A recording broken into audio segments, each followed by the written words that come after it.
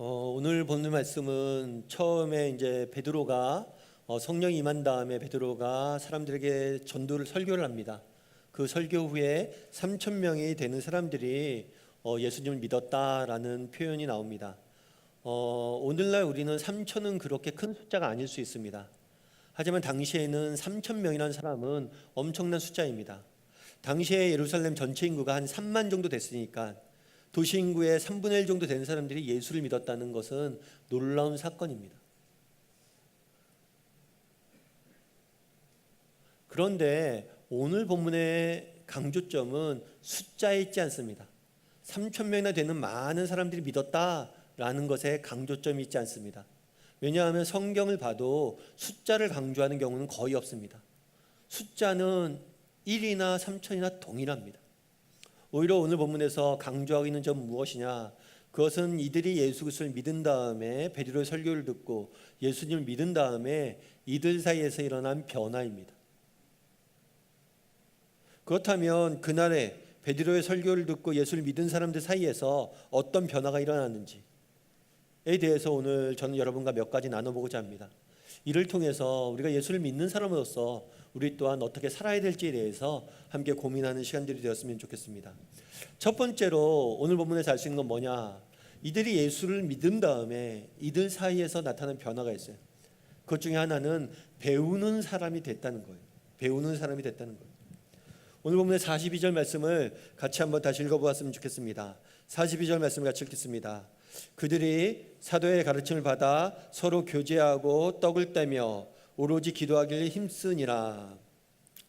사도의 가르침을 받았다라고 표현합니다. 이들이 예수 그리스도를 믿은 다음에 처음으로 한 일이 뭐냐면 사도의 가르침을 받는 것, 달리 이야기하면 하나님의 말씀을 배우는 것이었습니다. 말씀을 배우는 겁니다. 기독교의 가장 큰 특징 중에 하나가 있다면 그것은 말씀입니다. 기독교는 성경을, 말씀을 굉장히 강조합니다. 그렇다면 왜 기독교는 성경을, 말씀을 강조할까요?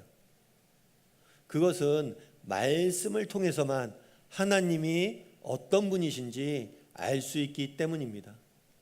아이가 한번 태어났다고 가정을 해봅시다. 아이가 태어났는데 나에게 부모가 있는지, 부모가 있다면 누구인지, 그리고 우리 부모는 어떤 사람인지 아이가 알 수 있을까요? 여러분도 한번 생각해 보십시오. 우리는 다 부모님을 모시고 삽니다. 그런데 부모님을 내가 어떻게 이 부모님이 나의 부모님인지 알 수 있었습니까? 그것은 부모님이 아이에게 내가 부모라는 걸 알려줬을 때만 알 수 있습니다. 부모가 있다는 것도, 부모가 누구라는 것도, 부모가 어떤 분이라는 것도 부모가 알려주지 않으면 모릅니다. 마찬가지입니다. 피조물인 인간이 이 세상 모든 것들을 창조하신 하나님이 계신지, 그분은 누구이신지, 그분이 어떤 분이신지 알 수가 없습니다. 오직 그분이 알려주셔야지만 알 수가 있습니다. 그런데 하나님께서는 자신이 어떤 분이신지를 말씀을 통해서 우리에게 알려주셨습니다. 그래서 말씀을 통해서만 우리는 하나님이 어떤 분이신지 알 수 있습니다. 그래서 말씀을 강조하는 겁니다. 많은 세상의 다른 종교들은 인간이 만든 겁니다. 인간의 생각과 지혜를 만들었기 때문에 인간의 생각과 지혜를 근거해서 그것을 강조합니다. 하지만 기독교는 하나님으로부터 나온 종교입니다. 따라서 하나님의 말씀을 강조하는 것이고 하나님의 말씀을 통해서만 우리는 하나님이 어떤 분이신지 알 수 있는 것입니다. 그렇다면 왜 하나님에 대해서 알아야 될까요? 인간이 왜 하나님에 대해서 알아야 될까요? 최근에 저희 이제 평창 동계올림픽이 한참 진행 중에 있습니다. 평창 동계올림픽을 보다 보니까 평소에 우리가 관심이 안 가졌던 종목들도 보게 되죠. 저도 이제 컬링이라는 종목을 저도 이제 이렇게 봤는데 도대체 처음에 모르겠더라고요. 왜 점수를 따는지, 누가 이기고 있는지. 내가 보기엔 이기고 있는데 우리 선수들 표정이 안 좋아요. 나중에 컬링 규칙을 자세히 알고 보니까 이해가 되더라고요. 운동 경기 하나를 봐도 규칙이나 이 운동 경기의 배경에 대해서 모르면 도대체 이해할 수 없습니다. 그냥 지루한 경기일 뿐이에요. 선수들이 외칩니다. 야비라고도 외치고 허리라고도 외치는데 저 왜 소리를 지르지? 저 소리가 어떤 의미지? 헐은 허리라는 단어의 준말, 허리라는 단어에서 나왔다고 그러죠. 빨리 스위핑을 하는 거죠. 그런 것도 알고 보니까 훨씬 더 경기를 자세히 볼 수 있고 훨씬 더 즐기면서 볼 수가 있죠. 마찬가지입니다. 우리가 신앙을 갖습니다. 우리가 믿음 생활을 합니다. 그런데 정말 우리가 하나님에 대해서 배우고 하나님에 대해서 알지 못하면 신앙생활, 믿음 생활은 지루한 그냥 일상일 뿐입니다. 우리가 알아야 됩니다. 여러분 알베르토 까미라는 분을 아실 거예요. 그분이 쓴 책 중에서 오해라는 책이 있습니다. 이 책의 스토리는 간단해요. 영국으로도 만들어지기도 했는데 어머니가 있었습니다. 홀어 어머니가 있었는데 두 남매를 키웠어요. 그런데 그 아들이 불우한 가정 형편이 그리고 어머니가 싫어서 이 집을 떠납니다. 그래서 이 어머니는 남아있는 딸과 함께 여인숙을 운영을 하면서 아들이 돌아오길 기다립니다. 그리고 세월이 오랫동안 흐릅니다. 그런 다음에 집 나간 아들이 도시에 나가서 성공을 하게 됩니다. 돈을 많이 벌고 가정을 꾸리게 됩니다. 그래서 돈을 많이 버는 성공한 이후에 어머님을 찾아가야겠다는 마음이 들어요. 그래서 고향으로 찾아옵니다. 고향을 찾아다가 어느 여인숙에 머물러요. 그런데 이 여인숙 주인이 보니까 이 사람이 돈이 굉장히 많아요. 그래서 이 사람을 죽이고 그 돈을 빼앗습니다. 그런데 이 여인숙 주인이 바로 어머니, 그리고 죽은 사람이 아들이란 거죠. 그래서 이 책 제목을 오해라고 붙였어요. 인간이 살아가면서 가장 큰 상처를 받는 건 가까운 사람들이란 거예요. 왜 가까운 사람들에게 상처를 받느냐? 욕심에 이끌려서 서로를 누군지 오해했기 때문이란 거예요. 결국에 하나님과 우리와의 관계도 마찬가지예요. 궁극적으로 왜 하나님과의 관계 속에서 우리가 많은 사람들이 하나님이 주시는 풍성한 은혜를 못 누리느냐? 오해했기 때문이에요. 알지 못하기 때문이에요. 왜 하나님을 배워야 됩니까? 왜 하나님에 대해서 알아야 됩니까? 하나님을 알았을 때만이, 하나님에 대해서 바로 알고 배우고 이해했을 때만이 인간은 우리 자신이 누구인지, 이 땅을 어떻게 살아야 되는지 알 수 있기 때문이에요. 그날의 성도들이 예수 그리스도를 믿고 처음 한 일이 무엇입니까? 말씀을 배웠습니다. 예수 그리스도를 믿으니까 예수님에 대해서, 하나님에 대해서 알고 싶은 욕구들이 생겼습니다. 그리고 하나님에 대한 배우고자 하는 열망들이 솟구쳤습니다. 그리고 하나님을 배우기 시작했습니다. 여러분들은 어떻습니까? 우리에게도 이러한 배움에 대한 열정들이 있습니까? 하나님에 대해서 알아가고 싶습니까? 여러분 정말 하나님에 대해서 오늘도 배우고 있는 사람입니까? 아마 여러분들 요즘은 인터넷도 발달돼 있고 그래서 웬만한 세계에 있는 사람들 사진들을 다 보고 알 거예요. 여기 앞에 나와 있는 사람들은 유명한 사람들이죠.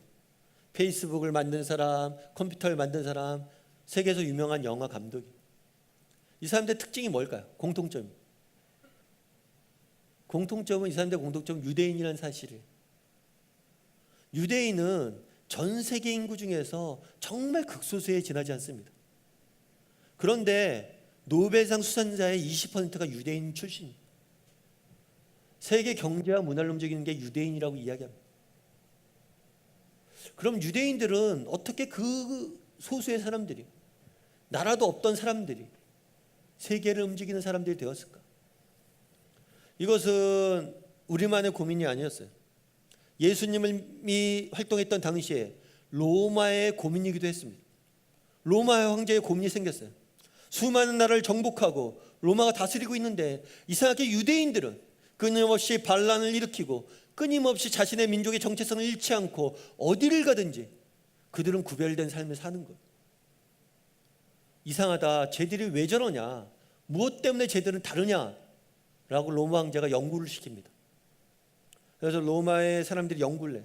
그리고 내린 결론이 있어요. 로마 황제에게 신하들이 조언을 합니다. 황제여, 저들에게서 책을 뺏으십시오. 유대인들은 율법책을, 구약성경이죠, 율법책과 탈무드를 어려서부터 가르쳐요. 그 책을 뺏으십시오. 그 책이 저들을 지킵니다. 그래서 로마 황제가 유대인들에게서 책을 뺏으려고 해요. 책을 다 없애려고 해요. 그랬을 때 유대의 랍비, 제일 유명한 랍비인 아카비가 로마 황제에게 갑니다. 가서 그런 얘기를 해요. 물고기가 물 밖에 나가면 살 수 없듯이 책을 우리에게 뺏는 것은 물고기에게서 물을 뺏는 겁니다. 책을 뺏을 바에야 우리를 다 죽이십시오. 나라를 잃은 조그만 민족, 내일의 소망도 없는 그 사람들, 그들이 어떻게 버텨낼 수 있었습니까? 책과 배움이 있었기 때문에. 어린아이에서부터 시작해서 율법을, 책을 가르쳤기 때문에 그날에 예수 그리스도를 믿은 사람들이 제일 먼저 한 일이 있다고 그래요. 하나님에 대해서 배우고 성경을 읽고 말씀을 배웠다라고 합니다. 정말 우리는 무능한 사람일지 모릅니다. 하지만 우리 안에 숨겨진 말씀, 내가 말씀을 배우고 익힌 그 말씀, 그것이 있다면 그 말씀의 능력이 돼서 우리 삶을 지킬 거예요. 유대인들은 그런 믿음들이 있었던 거예요. 바라기는 우리 다음의 식구들도 정말 말씀을 배울 수 있는 사람들이 되었으면 좋겠습니다. 말씀을 배우는 열정들이 있었으면 좋겠어요. 그래서 오늘날 주일 예배 때 정말 사람들은 올림픽 경기도 보고 하지만 이곳에 와서 말씀을 듣는 거죠. 그리고 여러분 집에 가서도 정말 성경을 읽고 정말 세상이 아무리 바빠도 잠시라도 짬을 내서 말씀을 배울 수 있는 사람들이 되었으면 좋겠습니다. 하나님이 누구인지 배우고 묵상할 줄 아는 사람들이 되었으면 좋겠습니다. 그랬을 때 정말 소태교회 성도들이 맛보았던 놀라운 은혜들을 우리도 맛보게 될 겁니다.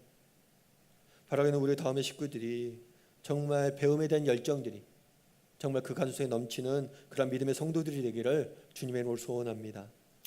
두 번째로 오늘 본문에서 알 수 있는 것은 무엇이냐? 그것은 교제하는 사람이 되었다는 것. 그들은 말씀을 배운 다음에 교제하는 사람이 되었어요. 42절 말씀을 다시 한번 보았으면 좋겠습니다. 우리 42절 말씀을 같이 다시 한번 읽어보았으면 좋겠습니다. 같이 읽겠습니다. 그들이 사도의 가르침을 받아 서로 교제하고 떡을 떼며 오로지 기도에 힘쓰니라. 말씀을 배운 다음에 서로 교제했다라고 표현되어 있습니다. 이 교제하다라는 단어는 헬라어로 하면 코이노니아라는 단어예요. 이 코이노니아라는 단어는 원어적으로는 두 가지 의미가 담겨져 있습니다. 첫 번째는 공유이고 두 번째는 나눔이에요. 공유, 함께 소유했다는 거죠. 그리고 나눔은 내가 가진 것을 다른 사람을 돕기 위해 주었다는 거예요. 교제의 특징은 성경에 말하는 교제는 단순히 만나서 차 마시고 그런 게 아니에요. 성경에 말하는 교제란 무엇이냐? 그것은 공유와 나눔이에요. 내 안에 있는 기쁨과 슬픔과 아픔과 즐거움을 다른 사람에게 함께 공유하고 또 다른 사람의 슬픔과 아픔과 힘든 것들을 돕기 위해서 애쓰는 것, 그것이 성경이 말하는 교제라는 거예요. 그런데 우리가 주목해야 될 게 있어요. 그건 뭐냐면 이 사람들이 예수님을 믿고 나서 처음 한 일이 바로 교제를 나누는 거였어요. 여러분 성경에 보다 보면 그런 표현을 많이 합니다. 우리가 예수 그리스도를 믿는 것에 대해서 입양에 많이 비유를 해요. 입양. 그래서 바울은 우리가 하나님의 양자가 되었다라는 표현을 써요. 그런 의미겠죠. 우리는 하나님을 아버지라고 부릅니다. 아니 난 육신의 아버지가 있는데 왜 하나님을 아버지라고 부르지 않고 하나님이라고 부르지 않고 아버지라고 부르냐? 우리가 하나님을 아버지라고 부를 수 있는 것은 하나님이 우리를 양자 삼아 주셨기 때문에, 아들이 되었기 때문에, 아들로 양자 삼아 주셨기 때문에 우리는 아버지라고 부르는 거예요. 그래서 여러분들이 기도할 때 하나님 아버지라고 부르는 것은 내가 하나님의 양자가 되었다는 의미예요. 그런데 기억할 게 있는 게 뭐냐면 입양은 입양은 부모님에게만 입양이 되는 게 아니라 그 가족에게 입양이 된다는 거예요. 입양은 나에게 부모님만 생기는 게 아니라 형제, 자매가 함께 생긴다는 거예요. 달리 이야기하면 하나님은 우리를 부르실 때 가족으로 부르셨다는 거예요. 물론 우리가 개인적으로 하나님과 신앙 고백을 합니다. 하지만 우리가 믿는 순간 우리는 하나님 앞에서 한 가족이 되었다는 거예요. 나에게 형제, 자매가 있다는 거예요. 조금 다른 식으로 표현하면 공동체는 선택이 아니라 필수라는 거예요. 내가 예수 그리스도를 믿으면 반드시 그리스도의 몸인 교회 공동체에 속해야 됩니다. 내가 그리스도를 믿으면 공동체는 선택이 아니라 필수예요. 하나님은 늘 성경을 읽다 보면 공동체 안에서 늘 한 사람을 부르십니다. 공동체 가운데 우리를 부르세요. 그런데 우리의 문제는 무엇일까요? 오늘날 개인주의가 너무나 만연되어져 있다는 거죠. 그래서 신앙생활도 개인이 중심이 되어서 합니다. 공동체보다는 개인이 앞장서 있어요. 공동체 가운데 교제 나눈 것들에 대해서 그렇게 중요시 여기지 않아요. 평창 동계올림픽인데 진행 기간인데요. 올림픽을 보다 보면 우리의 참 마음을 따뜻하게 하는 그런 장면들이 있습니다. 이번에도 제가 일본 선수이지만 이상화 선수랑 함께 스포츠를 펼쳤던 고다이라, 이 사람이 참 이렇게 감동이 되더라고요. 고다이라가 자기가 경기를 끝난 다음에 이렇게 쉿이라는 모션을 취했습니다. 보통 경기가 끝나면 게다가 1등으로 들어왔어요. 그럼 관중들이 환호하죠. 그럼 같이 환호해야 정상이에요. 그런데 관중들에게 조용히 하라고 그래요.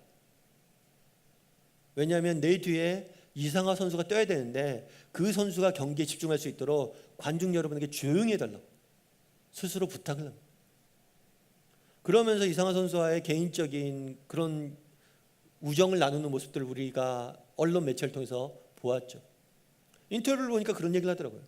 이 사람이 인터뷰를 하는데 올림픽 경기에서 금메달을 따는 것보다 제겐 더 소중한 것들이 있습니다. 그것들은 사람들을 사귀고 그들과 나누는 겁니다.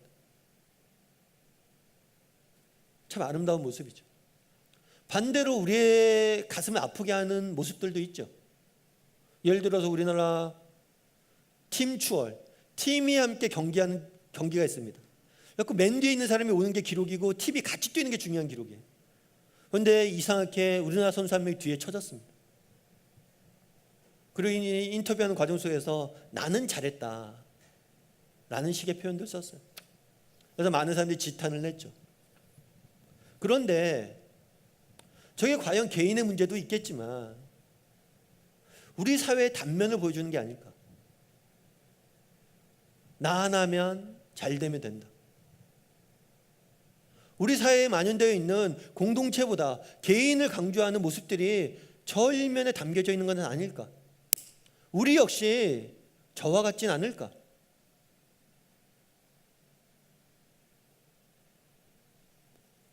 교회는 어떤가? 우리는 어떤가? 하나님은 공동체 가운데 우리를 부르셨습니다. 그렇다면 나는 얼마나 공동체를 사랑하고 성도 간의 교제를 나누는 것들에 열심을 내고 있냐는 거죠. 오늘 본문의 46절에 보면 이렇게 되어 있습니다. 46절 말씀을 같이 한번 읽어보았으면 좋겠습니다. 같이 읽겠습니다.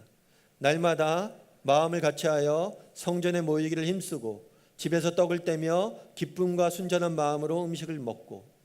서로 교제했는데 어떻게 교제했습니까? 마음을 같이하여서 교회에서 이렇게 만난 거죠. 성전에서 모였어요. 같이 예배 드렸어요. 이것으로 끝나지 않아요. 집에 들어가서 떡을 떼며 음식을 나눴다라고 이야기를 합니다. 이 떡을 뗀다는 것은 성찬식을 거행했다는 거예요. 예수 그리스도의 성찬식을 거행했다는 거예요.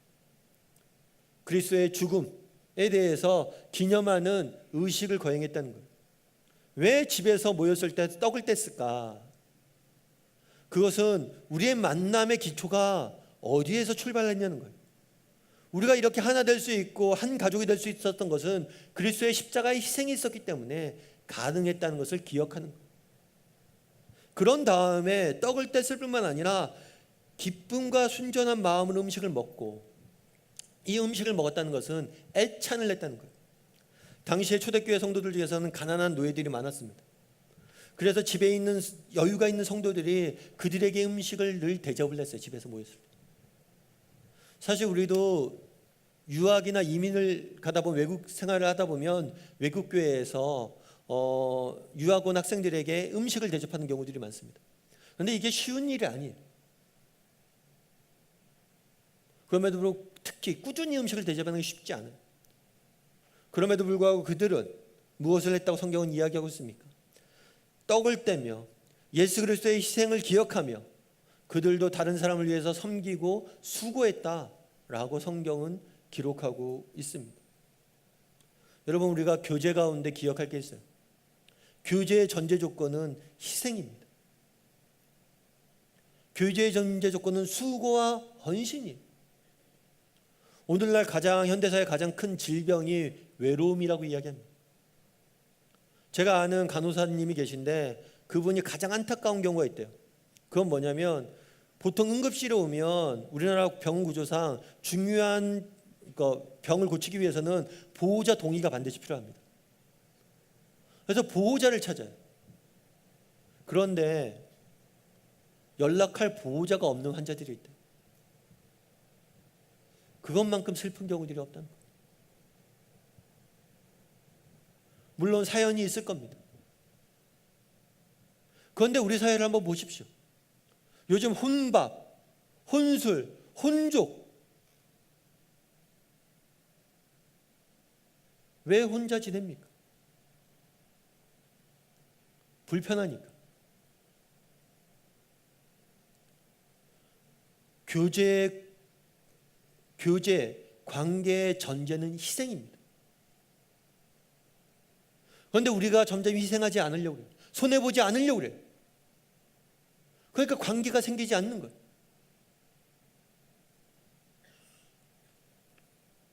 그날의 성도들은 떡을 뗐습니다. 그리스도가 우리의 관계를 회복시키기 위해서 희생하셨던 것처럼 서로가 서로를 섬기기 위해서 희생하고 수고하고 애썼다, 헌신했다 이야기합니다. 왜 현대사회의 가장 큰 병이 외로움이라고 이야기하면서 왜 사람들이 외로움, 이 질병을 해결하지 못합니까? 희생과 헌신의 정신을 잃어버렸기 때문이에요.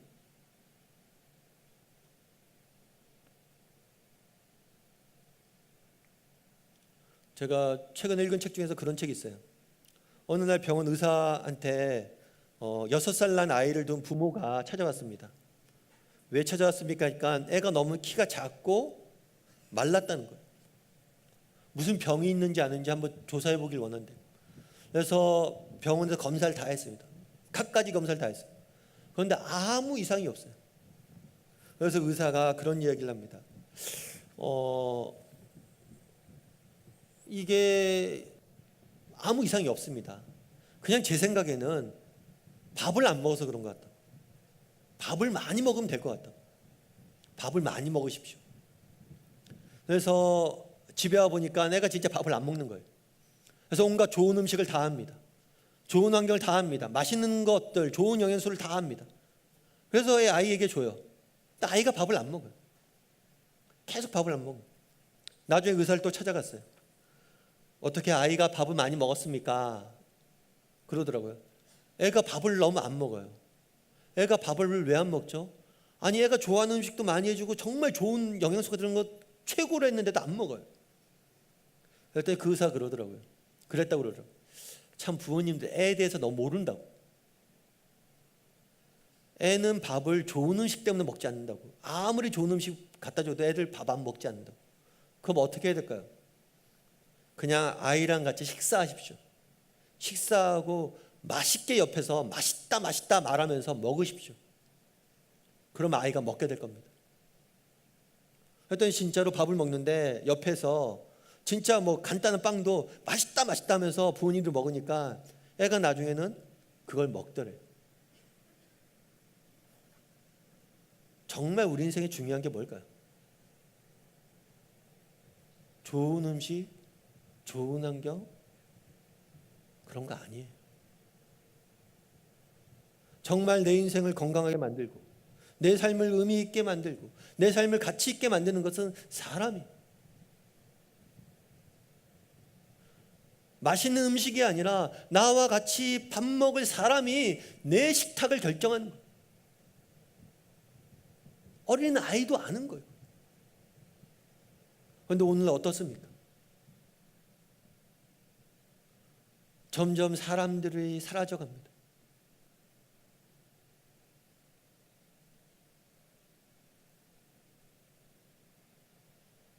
성경은 우리를 공동체 가운데 불렀다라고 이야기합니다. 그런데 세상은 끊임없이 개인주의화되고 있습니다. 정말 우리도 정말 믿는 사람으로서 성도의 믿는 초대교회 성도들이 그랬던 것처럼 다시 한번 정말 공동체의 소중함들을 깨닫고 공동체를 위해서 헌신하고 수고하고 서로 교제 나눌 수 있는 사람이 되었으면 좋겠습니다. 시간도 내시고 에너지도 내시고 그래서 다락방에도 참석하시고 정말 주일날 예배 나오는 것뿐만 아니라 정말 개인적으로 정말 소그룹으로 모여서 성도 안에서 하나 되는 것들, 이것에 정말 열심을 냈으면 좋겠습니다. 세상은 앞으로 점점 그렇게 될 겁니다. 점점 개인주의를 강조하고 점점 외로이 살 겁니다. 그게 세상의 원리예요. 하나님이 만드신 공동체를 파괴하는 게 세상의 원리예요.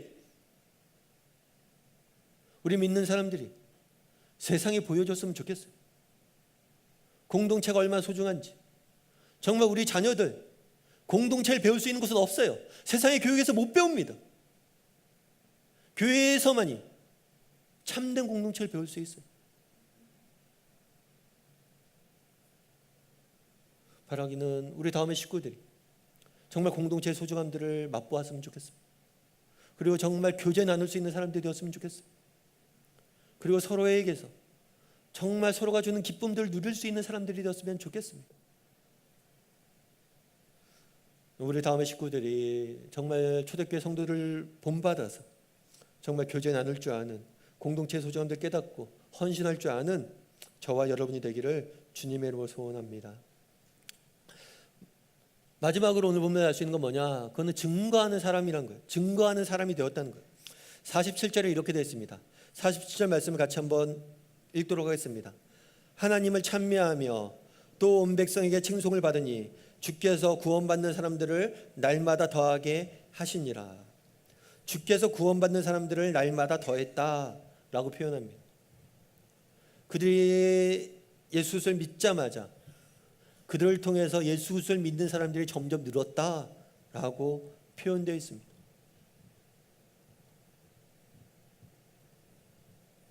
예전에 미국에서 이런 일들이 한번 일어난 적이 있었대요. 미국의 텍사스 지역이 있습니다. 이 텍사스 지역은 세계에서 석유가 가장 매장이 많이 된 지역 중에 하나예요. 텍사스는 그래서 석유 사업이 굉장히 발달되어 있습니다.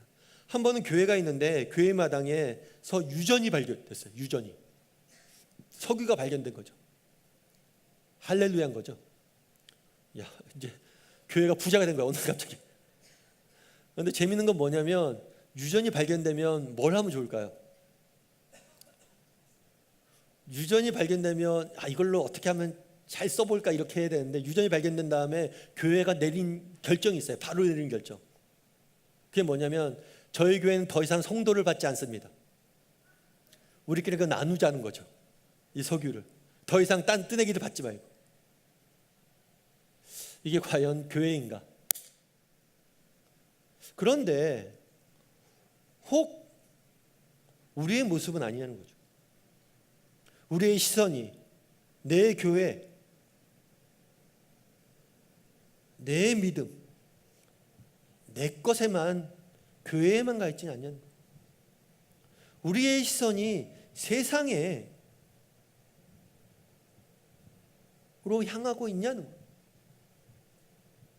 우리가 예수 그리스도를 믿었습니다. 늘 궁금한 거 그거죠.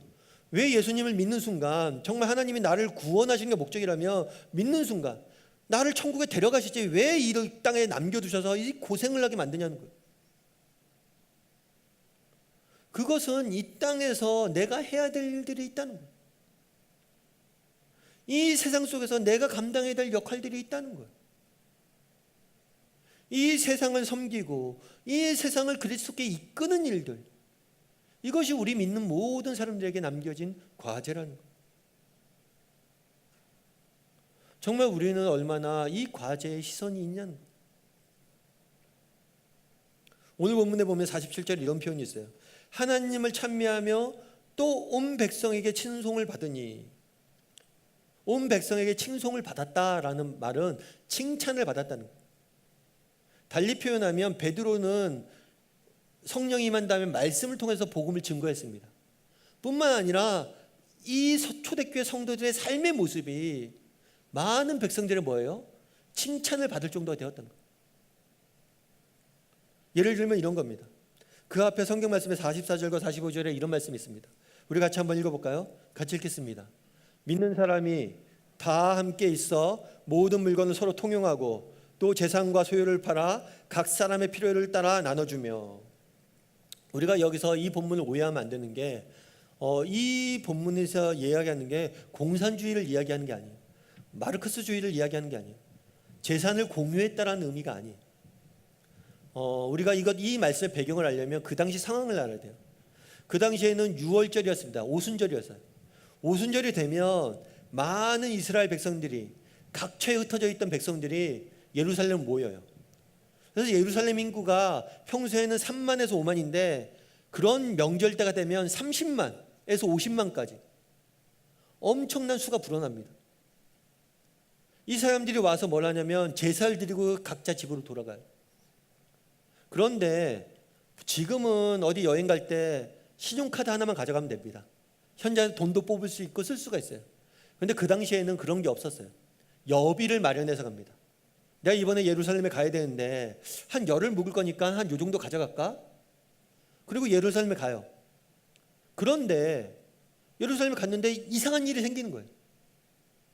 안진뱅이가 일어서고 막 이상한 일이 생기니까 이 사람들이 예루살렘을 떠나지를 못해요. 그곳에 있어요. 그러니까 여비가 떨어집니다. 먹을 게 없어요. 그러자 무엇을 한 거예요? 믿는 사람들이 자신의 재산 중에 일부를 떼어다가 이 사람들을 먹이기 시작한 거예요. 이 사람들을 섬기기 시작한 거예요.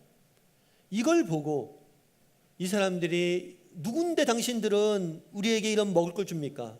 당신이 날 알지도 못하는 왜 내게 이런 것들을 합니까? 내가 그리스도를 믿는 사람이고 그리스도의 사랑을 안 사람입니다. 형제이기 때문에 내가 섬기는 겁니다. 하고 그들을 섬긴 겁니다. 이 모습들을 보고 칭찬을 받은 거예요. 그리고 이 모습들을 보고 칭찬을 받았던 기독교가 기독교 역사를 보면 이렇게 단시간 내에 이렇게 빠르게 전파된 경우가 없어요. 그런데 이렇게 기독교가 단시간 내에 빠르게 전파됐던 이유는 뭐냐면 그 전에 하나님께서 유대인들을 다 흩어놓으셨어요. 각처에 있었어요. 이 사람들이 명절 때문에 희한하게 예루살렘을 가요. 갔다가 그리스도인들의 섬김을 보고 그들의 모습을 보고 예수 그리스도를 믿고 각처로 돌아가서 복음을 전하기 시작한 거예요. 그래서 폭발적으로 부흥이 일어난 거예요. 그 원동력은 무엇이었냐? 정말 내가 가진 것을 가지고 세상 사람 섬기려고 했던 그 사람들, 그 초대교회 성도들의 섬김이 있었던 거예요.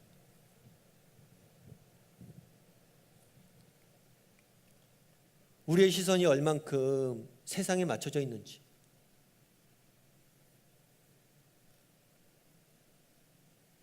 최근에 컬링이 이제 되게 유명해졌는데 특별히 여자 컬링 팀에 대한 관심들이 많습니다.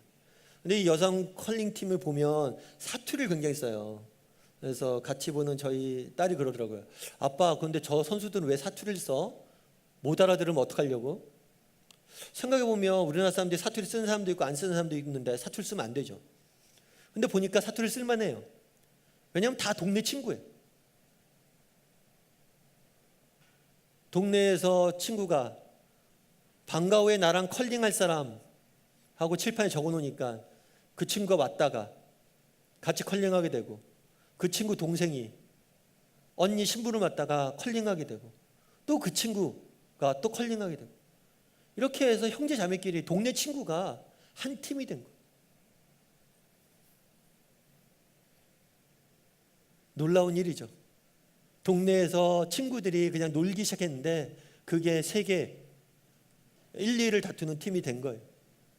그런데 저 팀을 그래서 뭐 팀킴이라고도 부르고, 같은 김씨라서 팀킴이라고 부르고 갈릭 걸스라고도 부른대요. 왜냐면 고향이 의성인데 의성이 마늘이 유명해서 그래요. 그런데 이 의성이란 곳이 어떤 곳이냐면, 한 번은 우리가 이제 전 세계 이제 서베이를 했는데, 우리 국내 전국 서베이를 했는데 앞으로 소멸 가능성 1위인 도시였어요. 의성에는 산부인과가 없어요. 젊은이들이 없어요.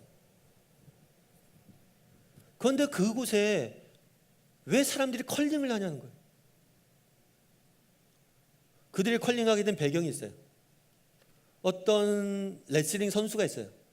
근데 이 레슬링 선수가 레슬링을 그만두고 뭘 할까 고민하다가 컬링에 관심을 갖습니다. 그래서 국내에 컬링을 보급하기로 해요.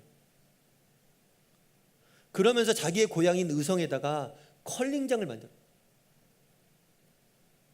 처음엔 주민들의 반대도 많았어요. 그런데 그 한 사람이 만들었던 그 컬링장에서 오늘 저 친구들이 나온 거예요. 처음에 왜 레슬링을 그만두고 컬링을 하냐, 컬링이 무슨 경기라고, 왜 저런 걸 우리 동네에 짓고 난리냐, 누가 알아준다고. 그런데 그 한 사람의 헌신이 지금 이렇게 꼽히는 거죠. 저희도 개척 초기부터 갖고 왔던 원칙들이 한 가지 있어요. 그건 뭐냐면, 저희가 가진 재정의 3분의 1 또는 4분의 1을 늘 세상을 섬기는 데 쓰자. 사실 개척 초기에는 예산이란 것도 없어요. 당장 우리가 예배 초소 하나 있지 주중 모임 공간도 없고 교회 제사라는 건 1도 없었어요. 그때부터 시작해서 정말 우리가 가진 것의 3분의 1을 늘 세상을 섬기는 데 썼어요. 또 한 가지 원칙이 있었어요. 뭐냐면, 하나님께서 우리에게 무엇인가 하나 주시면 우리가 세상을 섬기는 데 써야겠다. 처음에 예배 초소를 이곳에 줬을 때 그때부터 우리가 필리핀 아이를 후원하기 시작했습니다. 그리고 우리가 이곳에 예배만 드리다가 주중 모임 공간이 필요했어요. 그래서 주중 모임 공간을 만든 다음에 하나님께서 이렇게 좋은 공간을 주셨으니까 우리가 세상을 위해서 한 공간을 만들자 해서 만든 게 다음 영어 도서관이에요. 왜 그렇게 했냐? 이유는 한 가지예요. 우리가 존재하는 이유가 무엇인지 잊지 않기 위해서. 우리는 세상을 섬기기 위해서 부름받은 공동체. 아니, 우리의 시선은 세상을 증거하기 위해 존재하는 사람들. 우리가 비록 지금 가진 것이 적을지 많을지 모르지만 이것들을 통해서 내가 정말 우리가 세상을 섬기려고 했을 때 하나님께서 쓰실 것이란 거예요. 초대교회 성도들도 마찬가지였어요. 그저 내 주변에 있는 사람들을 돕기 위해서 헌신했을 때 그들이 칭송을 받고 그들을 통해서 놀라운 일들이 퍼져나갔던 거예요.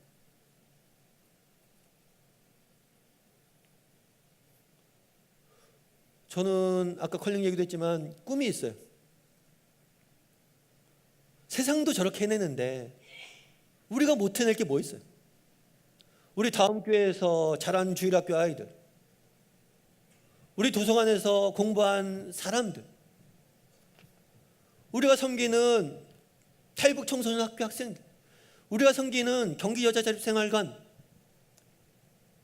그곳에서 우리의 섬김을 통해서 일할 거예요. 이곳에서 우리가 자란 아이들이 세상을 변화시켜 나갈 거예요. 그날의 이야기합니다. 초대교회 성도들이 처음에 했던 일은 무엇이냐? 예수 그리스도에 대해서 배웠다라고 이야기합니다. 그 다음에 무엇을 했느냐? 교제를 나눴다 이야기합니다. 그 다음에 무엇을 했느냐? 세상에 증거했다 이야기합니다. 우리 다음에 식구들이 정말 하나님을 배우는 데 열심히 있었으면 좋겠습니다. 그리고 정말 사람이 소중한지를 깨닫고 정말 공동체의 소중함들 깨닫고 공동체 안에서 살아가는 법들을 배웠으면 좋겠습니다. 그리고 우리를 하나님께서 부르신 게 세상을 섬기기 위함임을 기억하고 정말 우리가 가진 것이 적을지 모르지만 정말 생기상을 섬기기 위해서 노력할 줄 아는 사람들이었으면 좋겠습니다. 그랬을 때 초대교회에 임했던 역사가 우리 가운데 임할 줄 믿습니다.